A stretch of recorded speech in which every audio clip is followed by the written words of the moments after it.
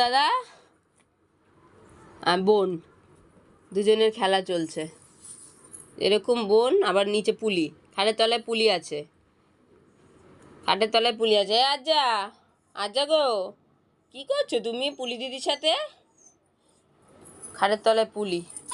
এই এই কি ভোলু দাদাকে তুমি মারলে কেন?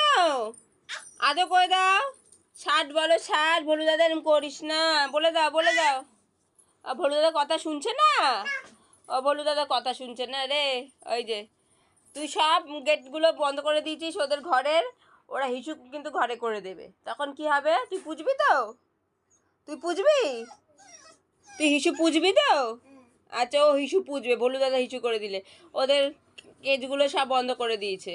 ও অ্যাকচুয়ালি ওদের কেজগুলো এর জন্যই রাখা যে বাইরে গেলে বৃষ্টি বাদলের দিনে ভিজে যায়, ওরা বাইরে ইস্যু করতে গেলে বৃষ্টি বাদলের দিনে কি হয়, সুবিধা হয়, কেজের গেটগুলো খোলা থাকে, ওরা ওদের ইচ্ছে মতন ওরা যখন ওদের টয়লেট বাথরুম পায় ওরা নিজেরাই করে নেয়, পরে আমার হাজবেন্ড পরিষ্কার করে দেয়। তা ওদের ভেজাটা আর হলো না।